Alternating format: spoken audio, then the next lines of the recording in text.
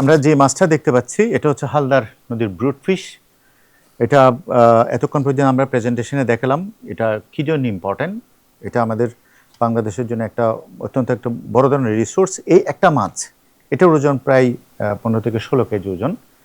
এই একটা মাছ যদি এটা তার লাইফ স্প্যান হচ্ছে প্রায় 15 বছর পর্যন্ত বাঁচতে পারে।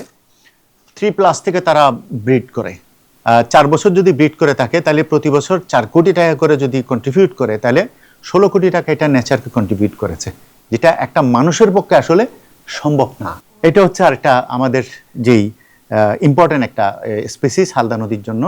এটা হচ্ছে গাঞ্জেটিক রিভার ডলফিন বা গাঙ্গেয় ডলফিন বলা হয়। এটা হালদার একটা গুরুত্বপূর্ণ স্পিসিস। এটা হালদা নদী থেকেই এই ডলফিনটা সংগ্রহ করা হয়েছে। হালদা নদীর একটা ইউনিক হ্যাবিটেট হালদা নদী এই ডলফিনের জন্য। এই ডলফিন কিন্তু পৃথিবীর বিপন্ন তালিকাভুক্ত প্রাণীদের অন্যতম। আমাদের যেই জলজ স্তন্যপায়ী প্রাণী রয়েছে এই গাঞ্জেটিক রিভার ডলফিন, এটা সায়েন্টিফিক নাম হচ্ছে গাঞ্জেটিক রিভার ডলফিন, এবং যেটাকে বাংলায় বলা হয় গাঙ্গেয় ডলফিন। এটা প্রায় এটার ওজন প্রায় 30 থেকে 40 কেজি হবে। এটা একটা ইয়াং, এটা এখন ম্যাচিউর হয়নি এই ডলফিনটা। এই ডলফিনগুলো বিভিন্নভাবে তারা জালে আটকে যায়, তা বিভিন্নভাবে আঘাতজনিত কারণে যখন মারা যায় তখন আমরা উদ্ধার করে এখানে নিয়ে আসি এই ডলফিনগুলো। এটা বিপন্ন তালিকাভুক্ত একটি প্রাণী। আমি প্রাণীবিদ্যা বিভাগের শিক্ষক। আমি এই হালদা রিভার রিসার্চ ল্যাবরেটরিতে আমি প্রফেসর ডক্টর মোহাম্মদ মঞ্জুল কিবরিয়া স্যারের আন্ডারে আমি আমার পিএইচডি কাজ করছি।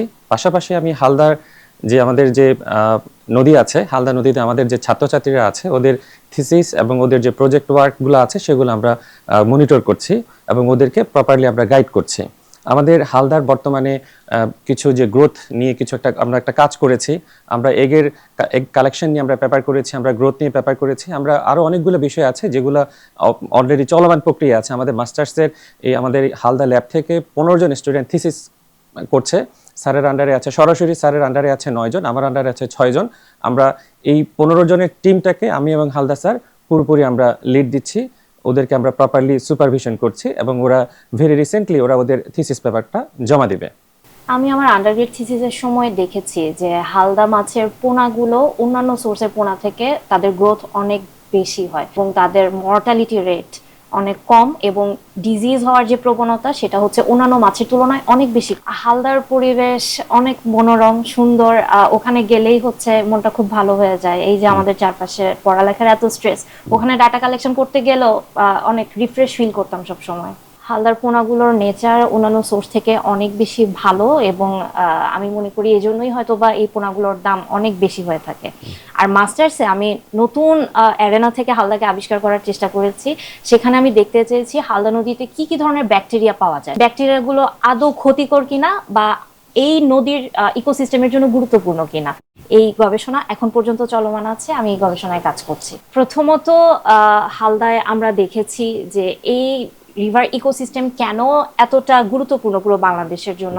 এছাড়া হচ্ছে হালদার অন্যান্য যে সকল সেক্টর আছে, যেমন হচ্ছে মাইক্রোবায়োলজিক্যাল সেক্টর থেকে আমরা হালদাকে আবিষ্কার করার চেষ্টা করেছি এবং দেখেছি এইখানের দূষণটা কেমন। যেমন আমরা এই মুহূর্তে ফাইন্ডিংস পেয়েছি যে হালদা দিনে দিনে দূষিত হয়ে যাচ্ছে, কর্ণফুলীর দূষণ থেকে হালদা অনেকটা বেশি দূষিত হয়ে যাচ্ছে, এবং এই দূষণগুলো কিভাবে রোধ করা যায় সেটা নিয়ে হচ্ছে যে আমরা কাজ করছি।